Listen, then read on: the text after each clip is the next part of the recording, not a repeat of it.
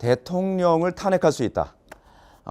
그 자체만으로도 대한민국이 어느 정도 민주주의가 되고 있는 것이 아닌가라고 하는 생각이 듭니다. 근데 탄핵을 하는 이 부분에 있어서 민주주의가 되려면 적법과 절차를 지켜낼 때 그때 정말 민주주의이고 성숙한 민주주의 국가가 돼가고 있는 것이 아닌가 하는 생각이 들거든요.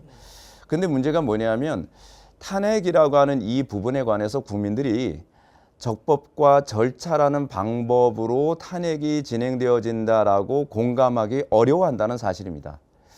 그러니까 이 법이라고 하는 부분을 생각을 했을 때 기본적으로 우리가 생각하는 것이 뭐냐면 rule of law냐, 그렇다면 rule by law냐에 관한 문제잖아요. 그러니까 rule of law는 우리 자유민주주의 국가에서 생각하는 소위 법이 통치하는 나라죠.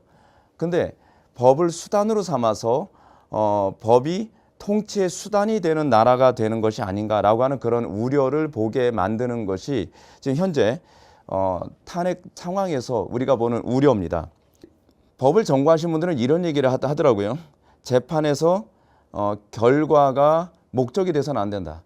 과정 자체가 목적이다. 그게 바로 rule of law를 요약하는 표현이죠. 그러니까 과정 자체가 적법 절차일 때에 비로소 평등이 구현되어지고 법이 다스리는 나라가 되는 것인데 소위 판결의 결과가 목적이 돼버리면 rule by law가 되는 거죠. 그러니까 법은 사실은 어떤 목적을 달성하기 위해 명분으로만 작용되어진다는 겁니다. 근데 이 문제가 과거에 박근혜 대통령 탄핵 당시에도 나타났던 문제였다는 것이 이게 문제인 거죠. 원래 대통령 탄핵이라고 하는 그러니까 한 나라를 움직이는 리더를 탄핵한다는 것은 굉장히 신중해야 되는데 왜냐하면 이 부분이 신중하지 않으면 국가의 경제나 대외 신용도나 그렇다면 국민 안에서의 어떤 분열이라든지 여러 가지 문제가 작용할 수 있는 거죠.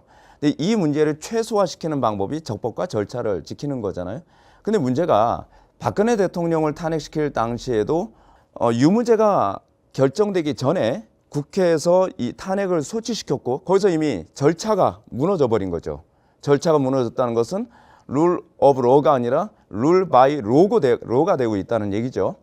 그 상태에서 헌재는 촛불 시위에 너무 공포에 질린 나머지 거의 그 당시에 그런 얘기를 했죠. 만약에 탄핵을 인용하지 않으면 촛불에 타 죽을 것 같았다 라고 하는 이런 분위기는 이미 민주주의로 가고 있다고 하는 우려를 우리가 느끼기에 충분한 사건이었겠죠. 그리고 이제 탄핵 정국에서 핵심이 되고 있는 것이 내란이라고 하는 문제 아닙니까? 근데 헌법 87조에 의거하면 대한민국 영토의 전부 또는 일부에서 국가 세력을 배제하거나 국헌을 문란하게 할 목적으로 폭동을 일으킨 경우 이거를 내란이라고 얘기하고 있다는 거죠. 그러니까 권력을 잡기 위해 체제를 전복하려는 행위라고 이제 요약할 수 있는데 과연 그렇게 볼 수 있겠는가? 그게 우려스럽게 보이는 거죠.